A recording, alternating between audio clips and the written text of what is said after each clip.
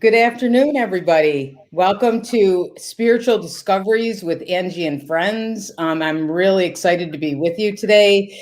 I'm here today with a good friend of mine, Mr. Tom Kratzley, who is next to me. Hi, Tom. Hello. How you doing today? I'm doing good. How Yeah, about you? I'm fine. So I'm going to tell you more about Tom in just a second. So my name is Reverend Angie Hewitt-Apt. I'm the host of Spiritual Discoveries. I'm a registered Lilly medium. I'm a graduate of Fellowships of the School of Healing and Prophecy. I can't talk today. And I'm also owner of Santosha Holistic Center located in the Buffalo area. So as you come on, I would love to see you. Come on and say hi. I got to get back to comments here so I can see who's coming on. And today, Tom and I are going to have a wonderful discussion about restructuring, about meditation, about healing. Right, Tom? Anything and everything. I'm open for all of it. I always think the same thing, anything and everything for Yeah. sure. So I want to just say a couple things about Lilydale. Okay, first of all, Lilydale, you've heard me, all of you have heard me say this is the largest spiritualist community in the world, and it's an amazing, amazing place. I love Lilydale. Hi, Shelley. As you come on, say hi and tell us where you're from. Oh, look at this time. We have, okay, hello. Hi, Tracy from Mercer, PA. Hi, Casey. It's good to see you. So, all right, so back to Lilydale for a second. So I want to tell you, Lilydale's season is coming up, okay? And if you've never been to Lilydale and it's possible for you to come sometime, you absolutely should. I don't think there's any place more peaceful that I've ever been, right, Tom? Yes. Yeah. It And has. There's several kinds of magic that happen here. yeah, that's for sure. But you know what though, Tom? There's something about walking on the grounds, right? hmm That's how I've always felt. Just walking on, you feel better. Yes. Oh, It's a go natural spiritual atmosphere. It's similar to going into a great cathedral. You sit there. There's this wonderful spirituality about it, but the the spirituality in Lilydale is more akin to the connection to nature. You know, Yeah. Tom, how long have you lived in Lilydale? I've lived here permanently since '87. I spent all my summers here from, I would say, about the mid '70s Did you? on, just to work in the Healing Temple. Yes, I love the Healing Temple. Didn't you used to chair the Healing Temple? I never really chaired it. No. Oh, okay, I thought you did. Yeah. Barbara did. Barbara did, yes, for a Yeah. long time. See, now that's something too, everybody. If you come to Lilydale, you can go to the Healing Temple. You can actually get an energy healing, and they have that twice a day, which is amazing. And we have to say hi to people here, Tom. We have Casey from Tennessee, Shelly from Mayville. It's very special, and I'm going to miss John White. He was awesome. I know Shelly. We feel Yeah. exactly the same, right, Tom? Yes, absolutely. Yeah.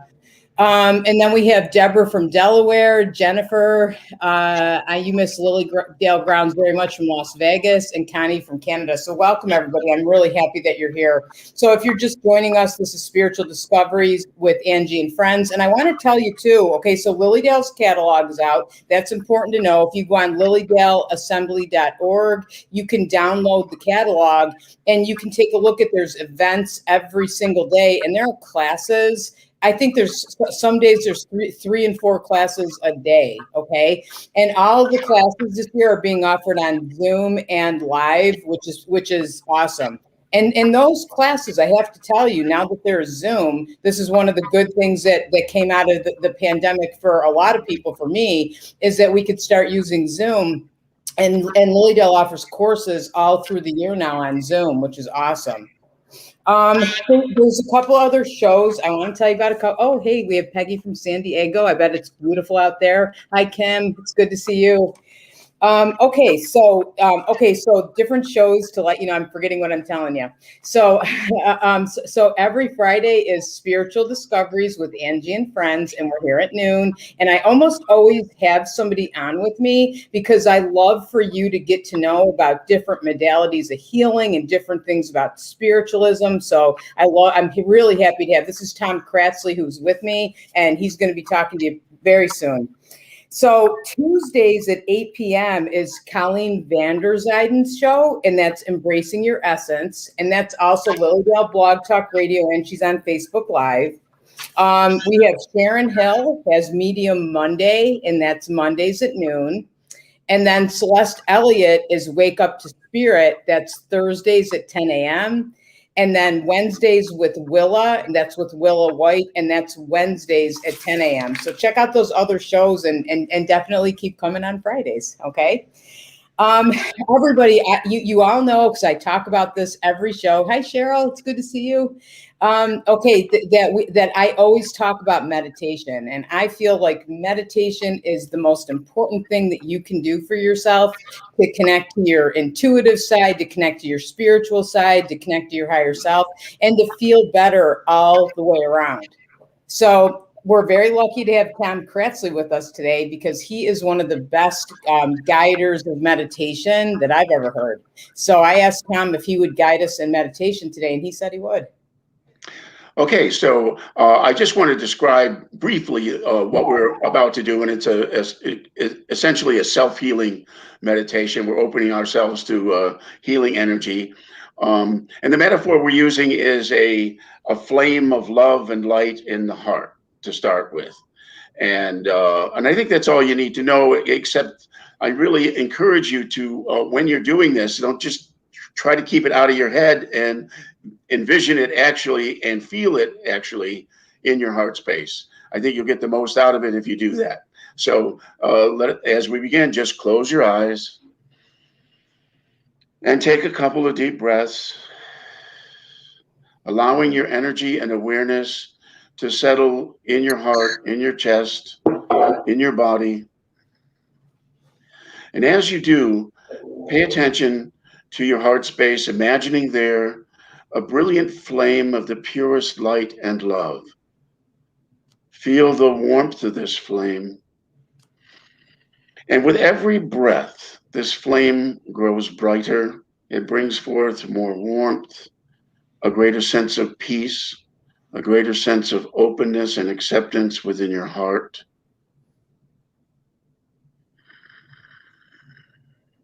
And a comforting place within your heart. As you allow yourself to feel present in that comforting place within your heart, the flame grows more intense. It takes on the capacity to consume, burn off, and transform all imbalance, all tension, all discomfort into peace, into harmony, into well-being for your entire chest area.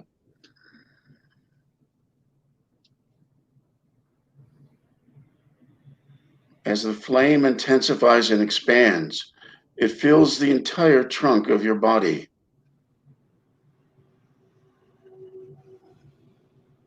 And any tension, any discomfort, any imbalance, offer it up to the flame to be consumed and transformed into peace, into harmony, into well-being for your organs, your spine, the entire trunk area of your body.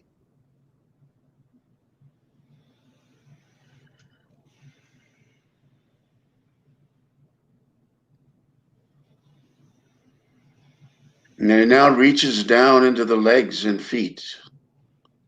And here too, it burns off tension, constriction, imbalances of any kind, leaving behind relaxation, strength, flexibility, well-being for your legs and feet.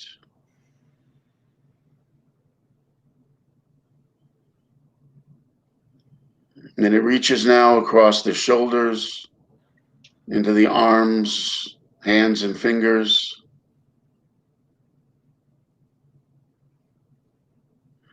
And here too, it burns off all tension, discomfort, imbalances of any kind, leaving behind relaxation and well-being for the shoulders and arms. And it reaches up now into the neck and head. And as it burns in the neck and head, It burns off tension, constriction,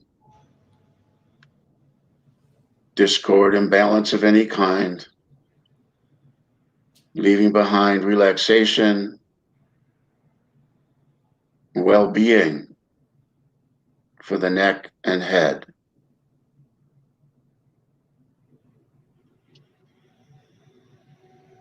And as it continues to burn brightly around the neck and head, it's also burning off emotional conflict and mental contradiction.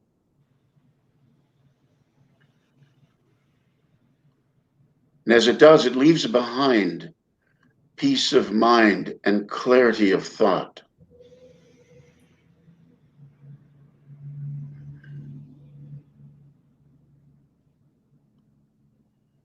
Continuing to burn now throughout the entire body,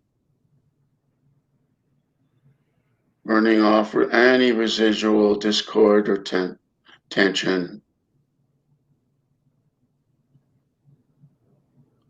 leaving behind a greater state of well-being for the entire body.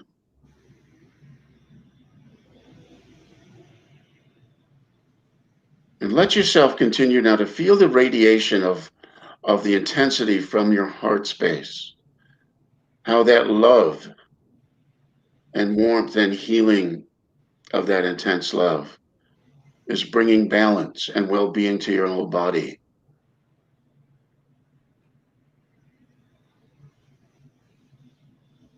And as you let yourself relax into that place of peace and love, I want you to think of something that's a challenge for you right now.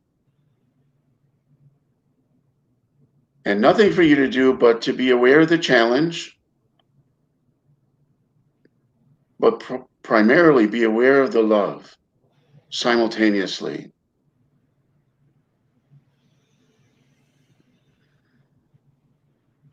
Let that healing love impact the challenge, whatever it might be, whether it be relationships, whether it be internal conflict of some sort, whatever it might be, emotional challenge. Stay with the love and observe its impact on the challenge. Now, if the challenge becomes a distraction from the love, let it go. Drop it. And return to the love. As you do, you're giving yourself clear direction that this is what's important to you, that balance and harmony and peace and relaxation, these are the things that are important to you.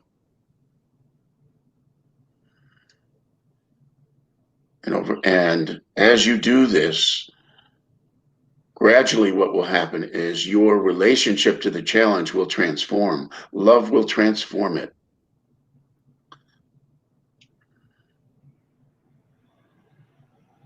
So that it will no longer be the distraction that it currently is.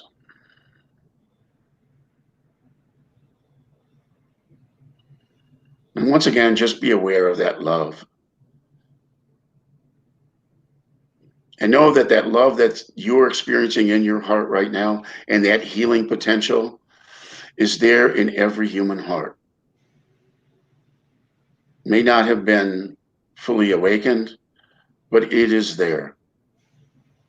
And let us ask that what we're present with and what we're able to experience, the highest measure of love that we can experience, that it's resonating with that place in every human heart, helping to bring about a greater sense of harmony and balance within our entire human family.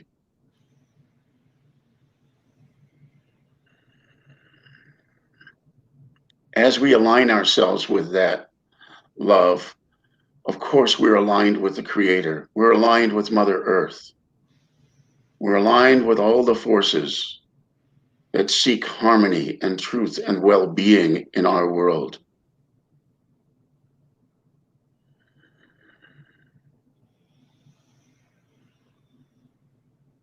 and for the opportunity to be with that and to nurture ourselves from this love.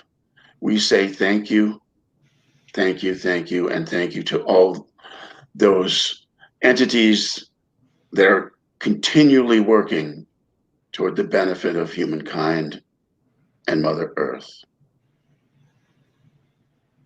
Amen. Amen. Amen. Wow. That was awesome, Tom. Amazing. What a treat. I know you, and I'm thinking everybody else does too, and I haven't told anybody anything about you.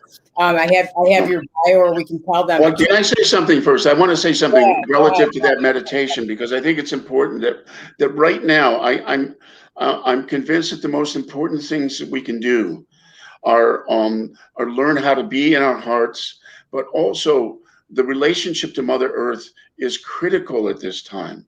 That I think the great lesson of COVID is that we need to reestablish that in a harmonious way. That's what, and I think it's the nature's most gentle way, honestly, of helping us to come to that awareness. Yeah. I mean, otherwise, we could have massive volcanic eruptions that could send ash clouds around our planet and, eliminate our whole species or the vast majority of it. That's not happening. We're being called to wake up. Mm-hmm. And I believe, and it's an emotional, certainly people are dying, yes, but people die all the time. Mm-hmm. We need to take stock, and I think that's what's been helping us do this. In what are we doing with our lives on this planet? What are we doing with each other? What are we doing as nations and as individuals?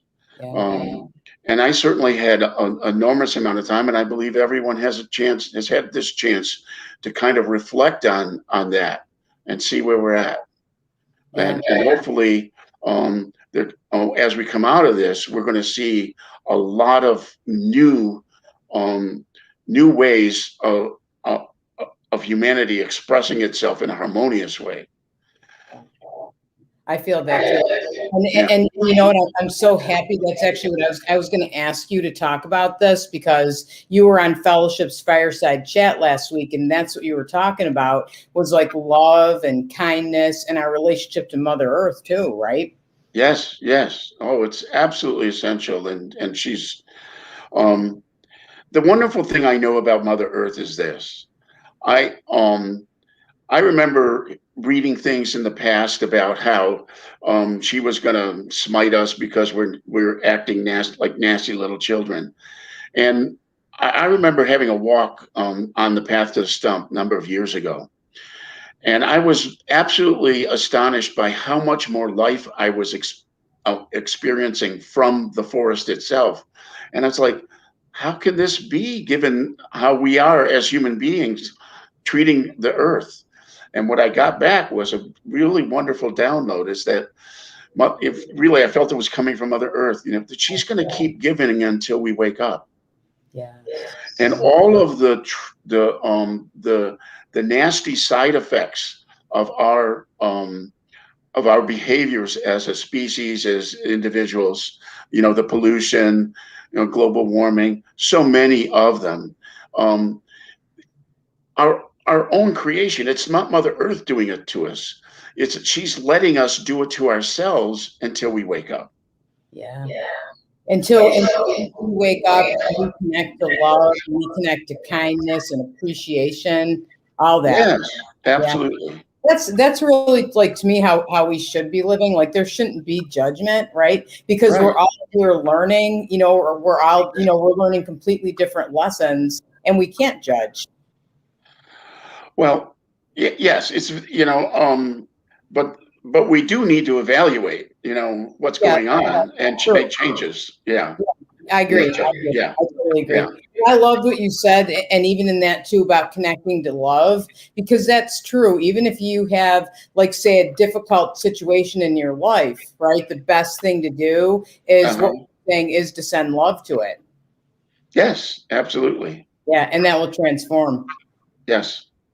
So, all But the right. thing is, here's the key. Now, the difficulty is, love is not a concept. It is a state of being. And this is one thing we must be clear about. And the only way to actually access real love as a human being is to experience it in one's heart. And and it is a spiritual dimension that is anchored in us, in our hearts. And this has been made clear in a number of spiritual traditions, and certainly in many of the shamanic traditions. But it's very, very important that we understand that we tend to be a head-oriented culture, right? And so very often we think we're doing something that we're not doing. We're thinking something without doing it or being it. So that's the important part of this lesson with, that's why presence in the heart first is fundamentally important. I Yeah. love we only had a few minutes to talk before we started, and I kind of said to Tom, "Can you do a meditation?" So we hadn't prepared that, and that was an amazing meditation, and honestly, it was exactly what I was going to ask you about because it's some of what you were talking about. So, Tom, before we go further, though, I want you to tell everybody about you. Okay, I've known Tom Kratzley for over 20 years. Yeah. I met him, a long time. Yeah. And I met Tom. He's at Fellowships of the Spirit because I went to Fellowship's 2-year program, and Tom is co-director of Fellowship of the Spirit. So that's where I But met I him. knew you before that. Remember, I think we did some of the restructuring work even before that, didn't we? Yes. Yes. Yeah. I remember that. You came to Sandy's house. Yeah. Remember? Yeah. Yeah, I do. Of course. Yeah. Yes. So we've known each other even longer than that. Yeah. Probably 25 years. So Tom, so tell everybody like a look. Do you want me to read your bio, or do you want to tell them about you? Go ahead. Just don't Read it. Okay. Yeah. Go ahead and read it. Yeah. All All right. right. Okay. All right. Yeah, because I want you all to know who Tom is. He's a special man, and he's one of really the best energy workers, healers I've ever known, and teachers too. So Tom Kratzley has worked in the fields of counseling, spiritual healing, and teaching for over 30 years, and is the creator and developer of the method of accessing, releasing, and transforming unconscious resistance patterns. I'll keep reading his bio, but we're going to talk about that. It's called Restructuring, and it's amazing. Tom is an ordained minister with Fellowships of the Spirit, and for the past 10 years, he has served as associate director of their School of Healing and Prophecy. While at Harvard Divinity School, Tom was inspired to direct his attention to matters of the human heart, and the possibilities of growth and transformation through the development of the spiritual dimensions of the heart. Since then, he has created numerous classes and workshops to support others in exploring the vast dimensions and extraordinary healing potentials of the heart.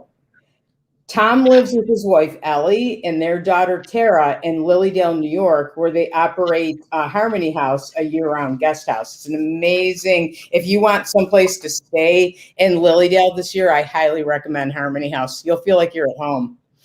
Yeah. So, and Tom, we were talking about the heart. I remember, like in Fellowships, you did those meditations where you connected us all, like the group heart.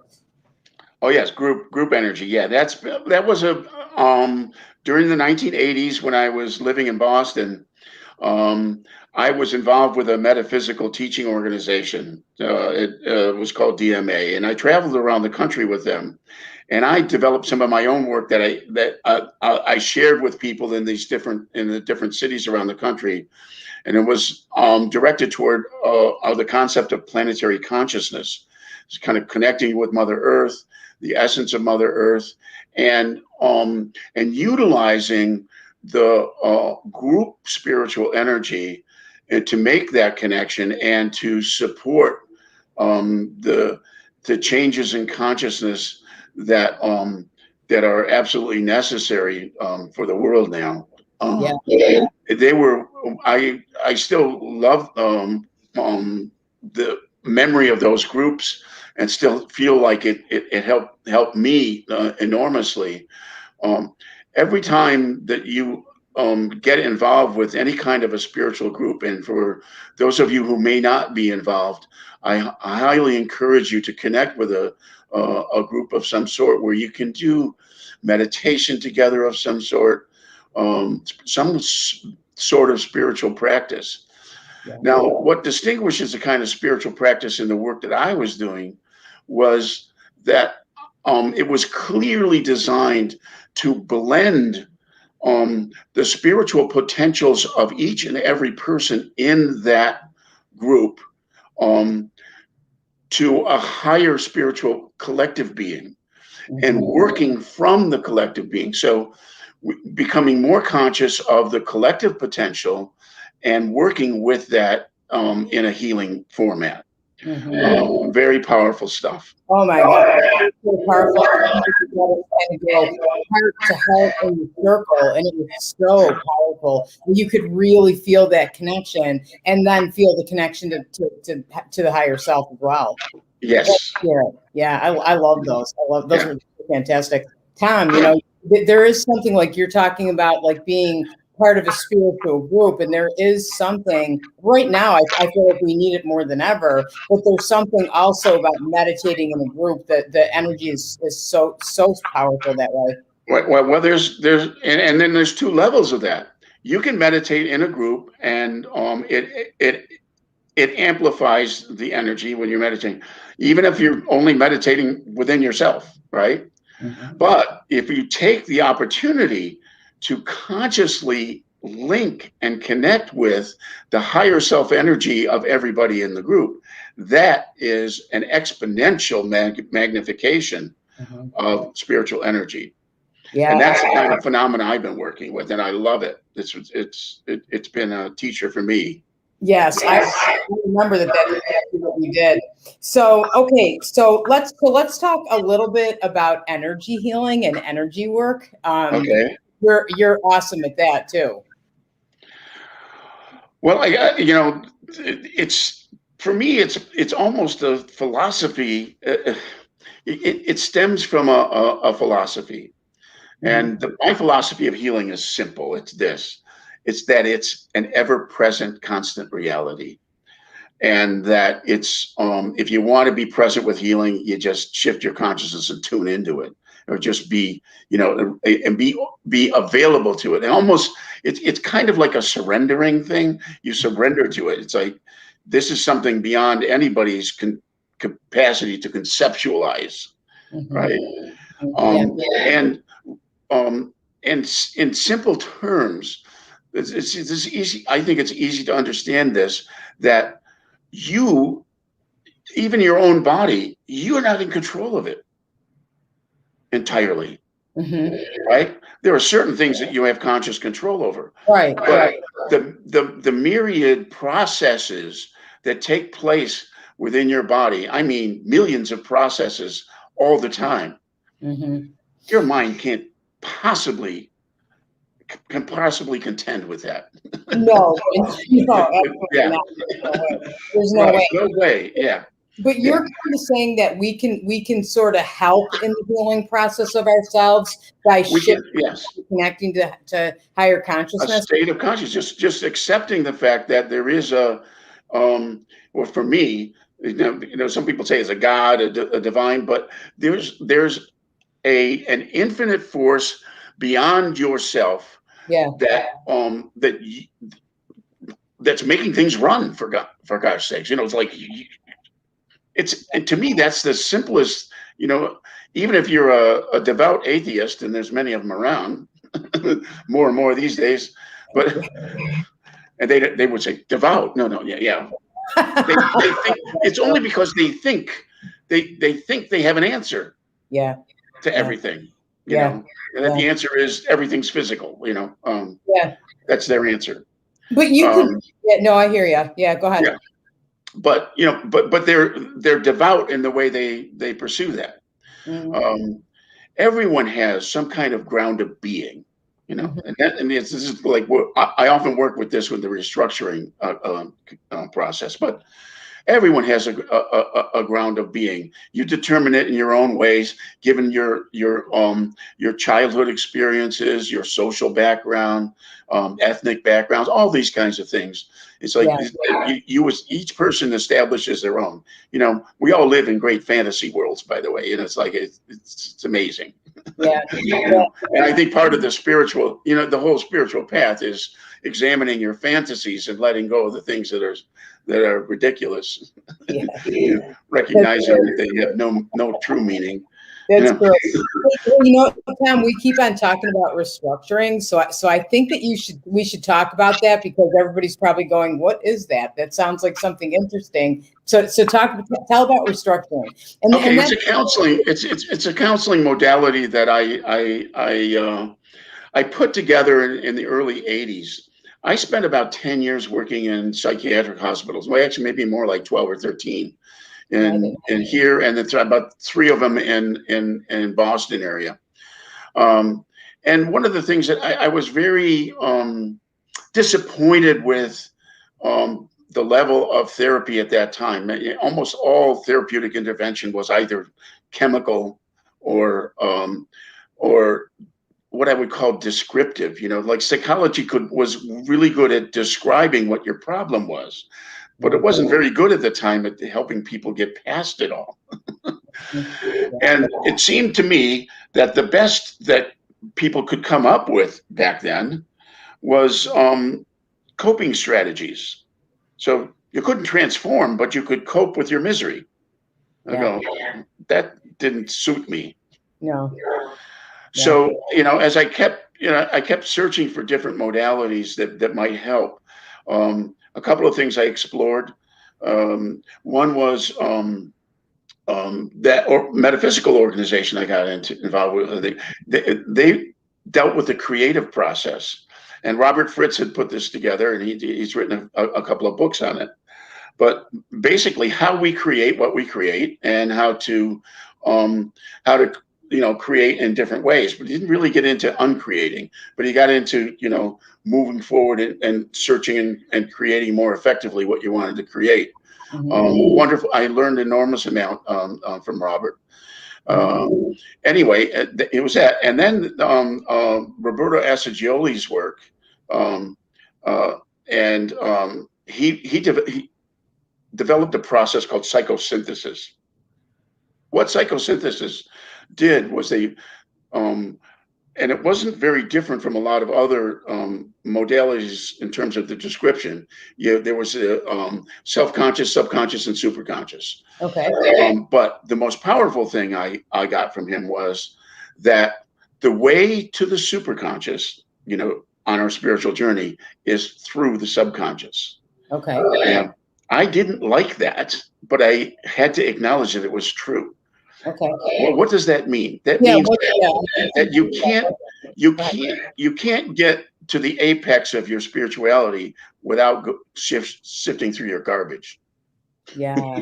Without getting through. And that's what you're saying about getting to the super conscious, is you have to sift through your garbage. Yeah, you've got to go through it to get there. Yeah. Yeah, you gotta go through. You know what? I think we're trained. I know I am. Like, we're trained kind of to avoid that. I know, like when I'm feeling like, say, in pain or upset about something, I go shopping. And to avoid it, because I don't want to feel it. But you have to feel it to work through it. So go ahead, tell some more. But also, in simple Christian terms, you call that repentance. You find out, you recognize you're doing something that doesn't work.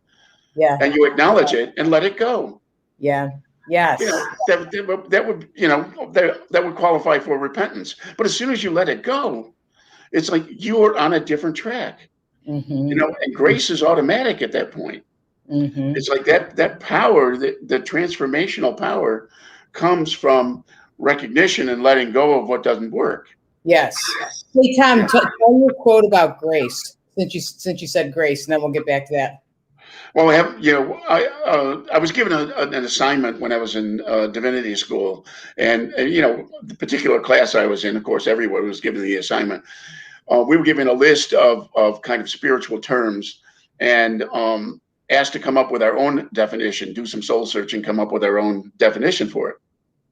So the definition I came up with for grace that satisfied me was it was the power of love that renders all mistakes temporary. Love it. Love Yeah. that. Yeah, I love that. I have that hanging in Santosha. Yeah. And I don't know, Yeah. for some reason, I've always felt that. I mean, I knew that I didn't feel, growing up, when with all the Christian dogma, that it was conditional. I felt that it was a gift of God that was always there. Yeah. Yeah. That you didn't have to, believe in the cross or any of that stuff. Yeah. Because I was experiencing it in my own life. So why did, so, and I've only come to appreciate it more and more through the years, and as I witness it, I feel blessed. In fact, the reason I came up, it's interesting, about a month before I put the pieces together for restructuring, I did a daily prayer to be a vehicle of grace, right? And then the last piece came into place. I was at a workshop. It was a releasing workshop, and it was a chiropractor and his wife, and they were wonderful intuitives. Mm-hmm. They could look at anybody and get their past lives and get all sources of their misery. Right. Mm-hmm. So that's what they would do. They was just like, so a couple of times in the course of the weekend, I'd raise my hand. And once it's, I said, well, if they'll get this discomfort in my right shoulder, well, they look at you and they'd say, release hate for your mother in ancient Afghanistan. And I go, okay, I would do that. But I feel a twitch, all of a sudden something would shift. There would be a bit of a release in that area of the body. Right. But eventually it would come back, and then there was one time when they gave me a suggestion and I was very clearly conscious of what happened and what it was about and who was involved, because it was about my father, mm-hmm. right? And I made that, and I could feel it like resonate throughout my whole body. I was like, that one stuck, mm-hmm. And so I played with the pieces of that and developed the process of restructuring, which is very, very simple, because it relies on a couple of simple principles, and those are that you get people really invested in their misery. Let's put it that way. Let's talk about that. Yes. Unless you're fully present with your misery, you can't let it go. Right. So that's what I do as part of it, is to investigate its impact on the person that I'm working with, and why they're sick of it and why they're ready to change. Mm-hmm. And then there's always a physical anchor to that. Mm-hmm. I ask them, where do you feel most discomfort in your body related to that? And then what I do is I use that as a mechanism for a regression back to the source of that in their history. Mm-hmm. And I always say soul's history, because very frequently it's not in this lifetime. It's in maybe a past lifetime. And so what happens is, in a simple countdown, whereas they're focusing with greater intensity on their misery, it pops them into the memory of where it comes from. And while they're present with that original trauma, I assist them in making a whole series of choices and decisions, and work with their breathing.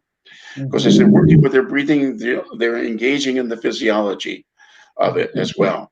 Mm-hmm. And as they're letting go of all the pieces of the trauma and the thought processes that they carried forward with it, by the time they're finished, they feel totally peaceful, totally comfortable in the midst of the memory of that, with a sense they've taken back their power and they have whole new sets of options in relationship to the issue.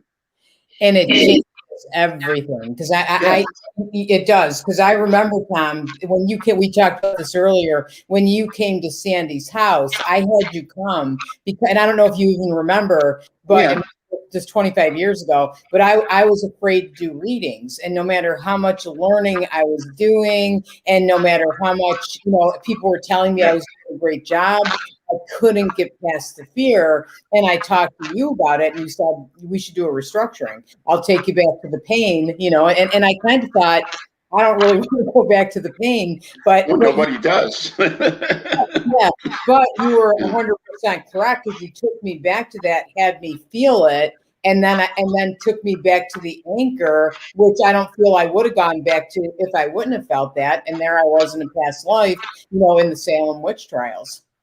Do you remember? Yeah. Well, I Yeah. don't remember the specifics of it. I remember going to her house and doing the sessions. Yeah. Yeah, and basically, I think I might have done it with you a couple of times, and it changed my life because probably like without doing that restructuring and doing the healing on it and doing exactly what you said, I probably wouldn't be doing readings today. Yeah. Yeah. Well, ultimately, all healing is self-healing, and basically, what this process is I just guide people to heal themselves, and Yeah. that's what I feel like. And even when I'm doing energetic healing, I don't, I'm a witness. That's all I am. That's all I can be. Mm-hmm. I don't have the brain capacity to understand, all the inner workings of the human body or, all of that kind of stuff. But I can be present with an energy that that is always there, wanting to bring balance and healing to each and every one of us, to our world, it's constantly working in our favor. For sure. And that's the important thing that if we can start to remember that and and really surrender to it. Mm-hmm. Yeah. And basically, like you said too, you're the vessel, so you kind of bring it through, right? Right. Yeah. Tom, I remember, can we Let, take let me let you know. go I need ahead. to I need to say a little bit more about that. Yes. I don't think that I'm necessarily the vessel. Okay. So here's what it is.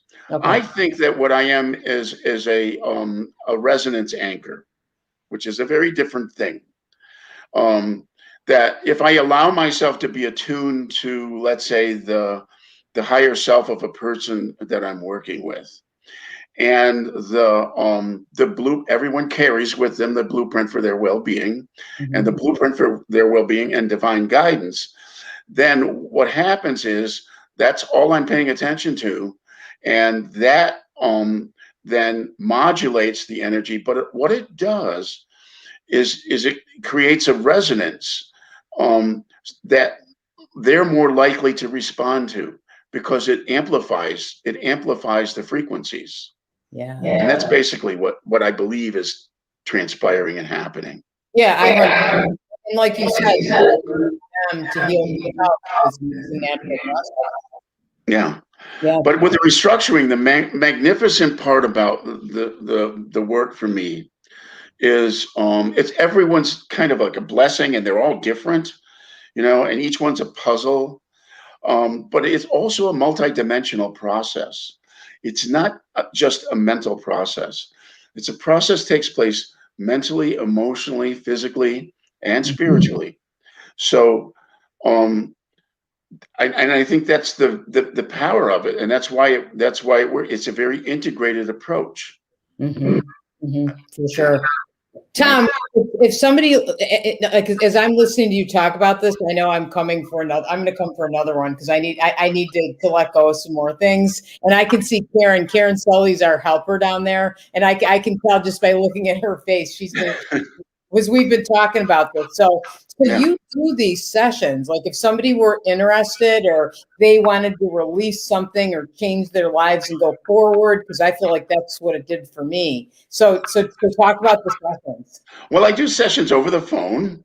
Mm-hmm. I also do them in person, but I do them over the phone, and they're just as impactful. What I recommend, though, is anybody's interested that's listening or watching, that that you've had some experience at least with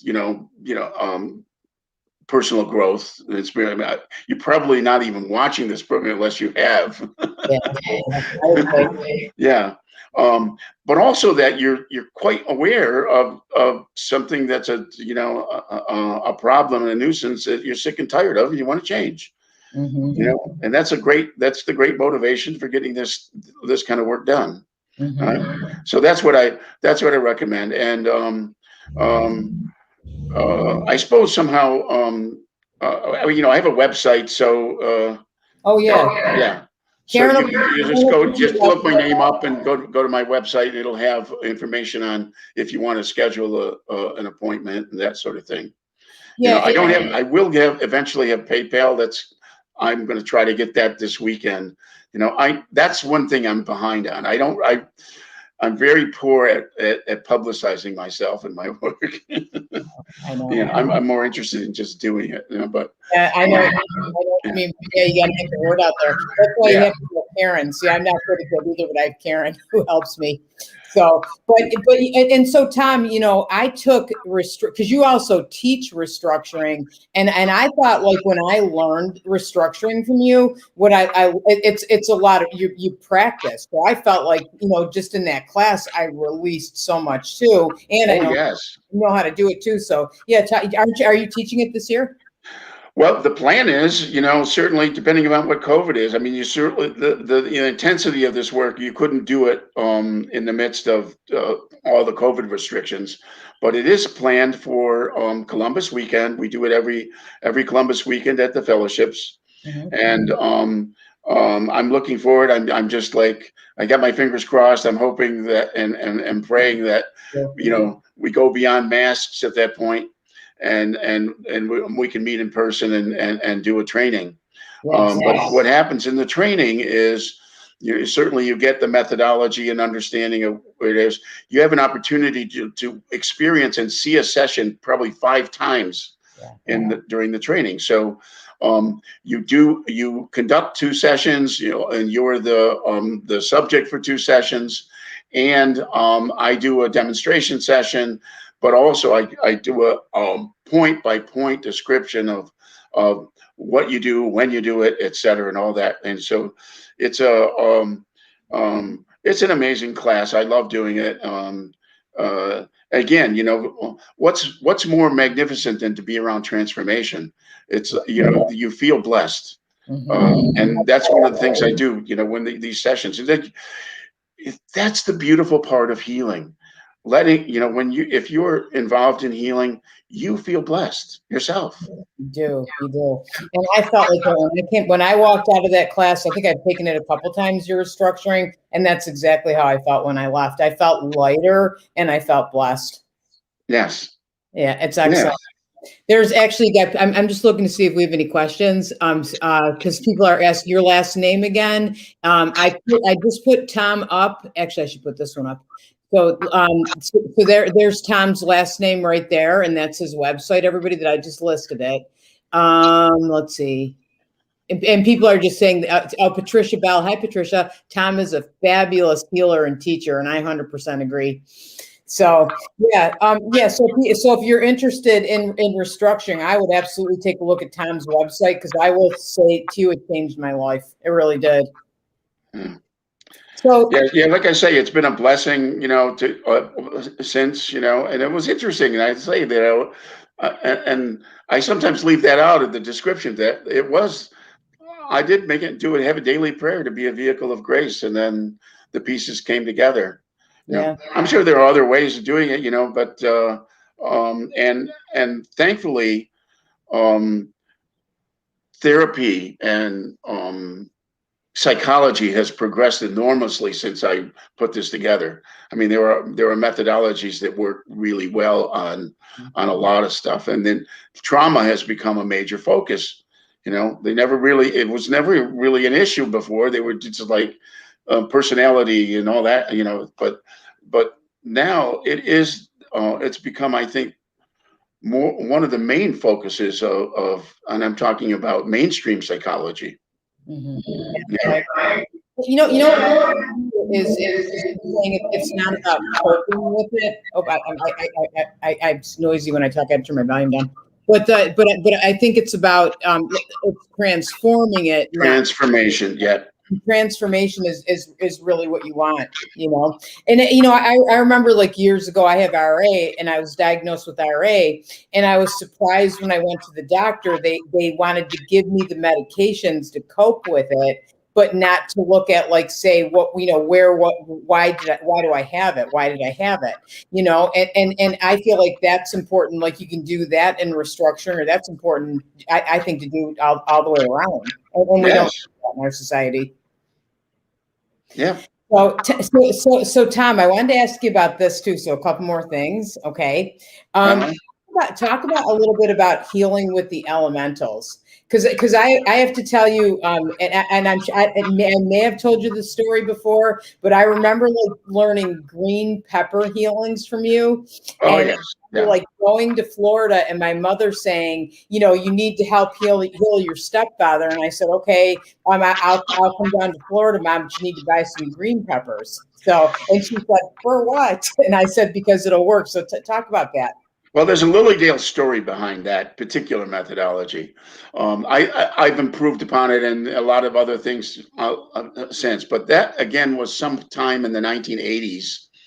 And I was with a group of people and we were doing an afternoon meditation circle in a house on North Street here. And it was in a room that was in Lilydale has houses, rooms very specifically built for seance and meditation. We were in one such room. We had the window open. It was a hot day in August. And I had a wonderful meditation. When it was over, about 10 minutes after it was over, a couple of people in the meditation saying, I don't feel very good. What did you do? I was like, they're like attacking me. It's like, I didn't do anything. We had a good meditation, didn't we? Yeah. And then somebody else said it, it's like, and then after about 4 people doing it, and I'm thinking to myself, darn, I don't feel very good myself. So I closed my eyes and I like went inside and started to ask questions like, what's going on here? And I could see all these black spots in my aura. And then I started to get information from spiritual guidance. Oh, you had that window open. The man next door had a vat of kerosene that was open vat of kerosene, and the fumes of that had wafted through the window and glommed onto our auras, and that's why we were feeling out of sorts. And so I'm a bit miffed. I said, "What kind of guides are you to tell me this now?" Yeah, we should have told. What's wrong with those guys? Look, that's we have an interaction with our teachers. There's not. I said, what kind of guys are you? Just like, relax. We got a solution.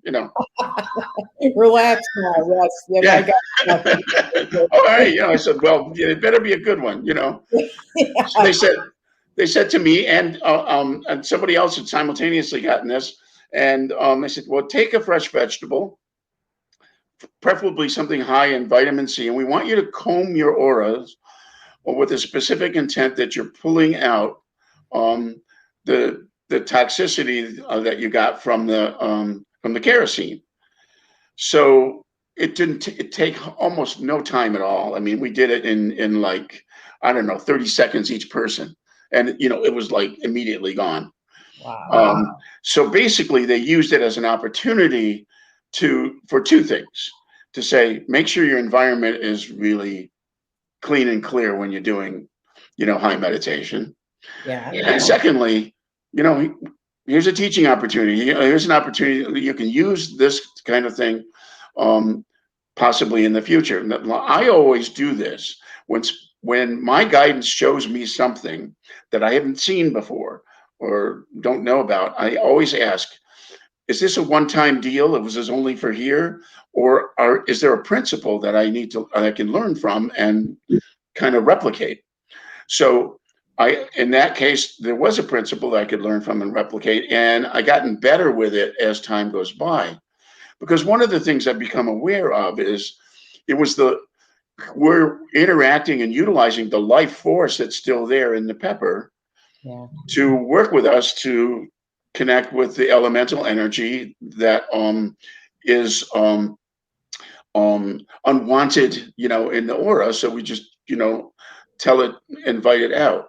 And one of the things that I've become aware of, and that's very different from this, and it's almost a whole class in and of itself, but Yeah, actually, I don't want to go too much further into that. No, I know.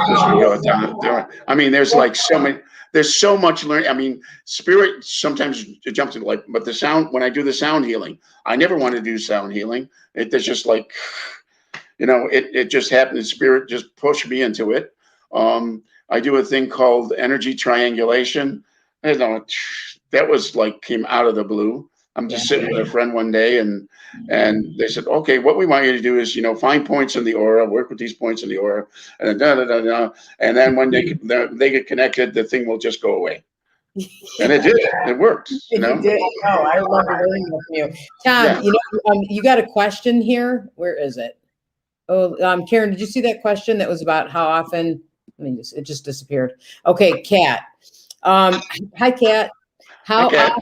How often can someone receive restructuring? Oh, it's issue based. I don't think it's, what I tell people is you work on an issue, you get through the issue, and look how your life is affected by it. And sometimes what happens, you get through one issue and then something else bubbles up, or some other facet of it bubbles up, and then you get to look at it. But it's not like regular talk therapy where you do it over and over and over again. And it's like, till you're delirious about it. It's ridiculous. But it's just per issue. I trust that the work is happening. I trust the soul of the person I'm working with to bring up the issue and to transform it to whatever level they're ready for. Yeah. Yeah. Tom, our time is going by so quickly. But are you teaching? I didn't even look. Are you teaching any courses in Lilydale this summer? I have 2 this summer. Hopefully, I don't know if this one is going to come off. I do a healing mastery, which is a week long at the Healing Temple, and that's I think like the 11th or something. And actually, if you go into the Lilydale website and search my name, you'll see the 2. You can put my name in the search, and my workshops will pop up. I also have one coming up. Actually, a Zoom workshop way ahead of time. It's next February on distant healing, remote healing. But that's a way off. That's a Zoom thing next winter. But I'm also doing I think it's the sound workshop one day in August for Lilydale. Is that in Lilydale? I think it's the 21st. Yeah. I just posted here. If everybody looks on lilydaleassembly.org, Karen actually posted that. So thank you, Karen. So yes, so if you're interested, if you really want to learn some amazing healing techniques from somebody who is really connecting to spirit and you get them right from spirit, I would absolutely look into Tom's courses for sure. You're doing the sound healing one too. I love that. Yeah. That's in August. Yeah. And I think we're gonna have you back on because I want to talk about all the others. But here's another question for you: is that something you can teach children? Hi, Jenna. Or are they not able to understand how to focus and go back? That's a very good question. I think it's something I would play with children actually. Because it's actually quite simple. The difficulty is that I don't know how well children would deal with the concept of centering and being fully present in their in their physical center. And I've never tried it. I think it's worth a shot. And even if you I don't think it's anybody could be hurt by it. So that's, Yeah. I would agree. Let me just see if there's any other. I'm happy that y'all are asking questions. Okay. All right. So I can't believe how fast the hour went, Tom. Yeah. Me too. Pages of questions, and I think I still have half of them to ask you. So definitely, I'm hoping that you'll come back. Oh, sure, anytime. Yeah. And I appreciate so much having you on. It was interesting, and I love I love restructuring, and again, it changed my life, and I would invite anybody to try it for sure. Yeah, and if you're interested in it as a modality, as a put in your toolbox, there is the training in October. Yes, So, yeah. I took that actually more than once. So everybody, I want to thank you so much for joining us today. Okay, I'm Reverend Angie Hewitt Apt. This is Spiritual Discoveries with Angie and Friends. I want to thank my guest Tom Kratzley for an excellent talk. I also like to thank Karen Sully, who is down there. She's our tech person. Who, without Karen, we wouldn't be doing this at all. And thanks to all of you for joining us. and can I thank everybody too, and you, Ange, and Karen as well. Yeah, And all those who've been listening and following along with us. yeah, we appreciate that so much. And we'll see you next Friday at noon. Thanks, everybody. Bye-bye. Bye.